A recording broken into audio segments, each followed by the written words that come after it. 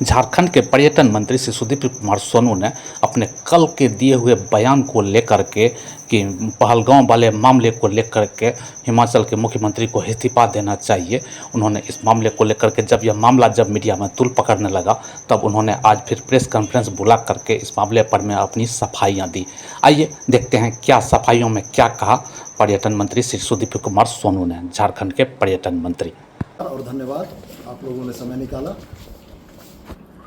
तो शुरुआत मैं करूं, उसके बाद आपके जो पूरक होंगे वो आप पूछ लेंगे। मेरा बड़ा स्पष्ट मानना है कि आज की राजनीतिक जमात में तीन तरह के लोग हैं।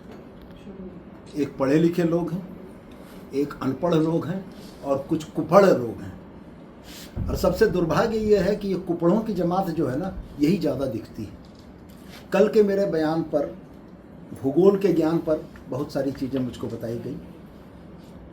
कल के बयान में मैंने बड़ा स्पष्ट कहा था कि पहलगाम में निर्दोष नागरिकों की हत्याओं के लिए हिमाचल के मुख्यमंत्री सुखविंदर सिंह सुक्खू इस्तीफा दें।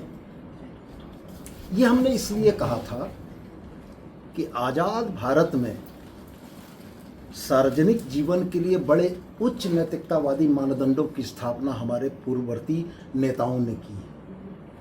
1956, मैं आपके माध्यम से आपको और देश की जनता को याद दिलाना चाहता हूं कि 1956 में एक रेल दुर्घटना के बाद तत्कालीन रेल मंत्री स्वर्गीय लाल बहादुर शास्त्री ने नैतिकता के आधार पर इस्तीफा दिया था।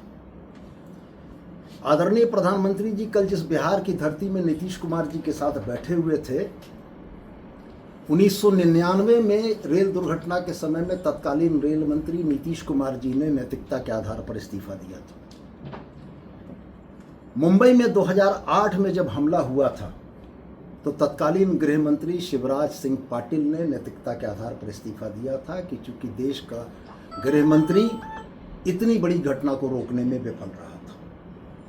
और मुझको बड़ा आश्चर्य इस बात का हुआ कि हमारी पत्रकार बिरादरी, जो लोकतंत्र का चौथा स्तंभ है, उसमें 28 लोगों के मारे जाने के बाद किसी पर जवाबदेही फिक्स करने की बात नहीं की। ये चीज़ें क्यों कर रही? आखिर यह विफलता किसकी थी? कौन लोग इसके जवाबदेह थे? आप पूर्व की घटनाओं को उठाकर देख लें। 2001 में जब भारत की संसद पर हमला हुआ था तो अफजल गुरु ने जिस डीएसपी सलविंदर सिंह का नाम लिया था कि श्रीनगर से दिल्ली तक उसने पहुंचाया था, आज तक जवाबदेही फिक्स नहीं हुई। जब पहलगाम में, माफ़ कीजिएगा, पठानकोट में एयरबेस के ऊपर हमला हुआ था, उस समय भी कोई जवाबदेही फिक्स नहीं हुई। जब पुलवामा में 300 किलो आरडीएक्स के साथ हमारी सीमा को चीरते हुए आतंकवादी घुस गए, कोई जवाबदेही फिक्स नहीं हुई। देश को यह नहीं मालूम कि वो 300 किलो आरडीएक्स देश की सीमाओं में कैसे आया। पहलगाम की घटना में 300 किलोमीटर दूर से हमारी सीमा से अगर 6 आतंकवादी टहलते हुए चले आते हैं तो ये विफलता किसकी है?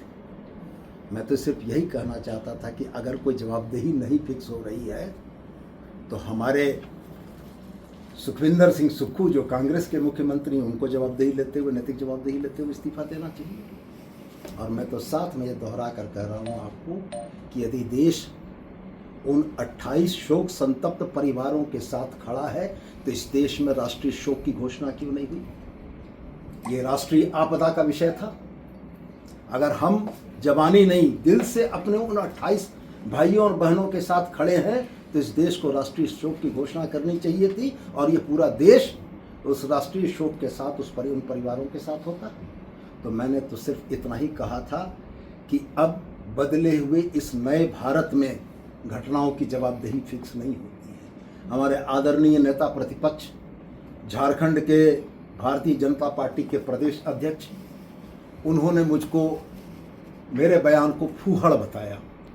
मैं बड़ा सम्मान करता हूं उनका, लेकिन मैं उनसे ज़रूर ये कहना चाहता हूं कि कल गिरिडीह में दिए हुए उनके आदरणीय कार्यकारी अध्यक्ष डॉक्टर रविंद्र कुमार राय का बयान भी ज़रा सा उलट कर देख लेते। झारखंड से लगने वाली अंतर्राष्ट्रीय विदेशी सीमा का जिक्र जो उन्होंने किया है तो डॉक्टर रविंद्र कुमार राय को भी थोड़ा भूगोल का अध्ययन करा देते कि झारखंड की कोई सीमा अंतर्राष्ट्रीय सीमा से नहीं लगती है। तो मेरा कहना यह था कि जब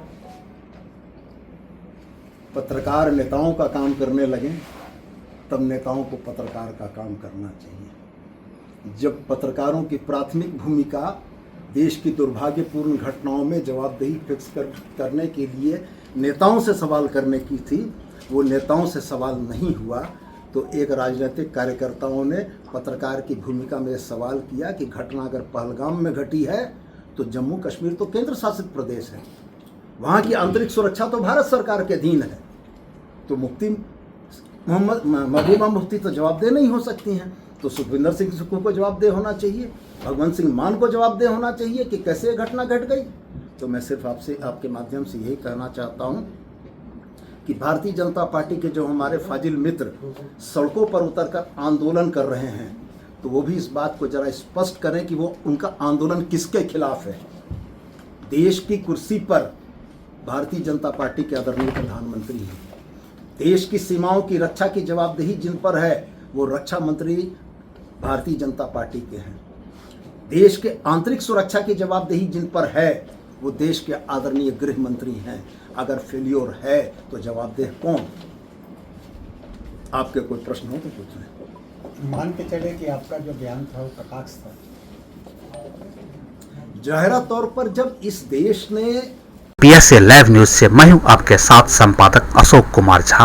हम फिर मिलेंगे आपसे बेहतरीन और ताज़ा खबरों के साथ। नमस्कार।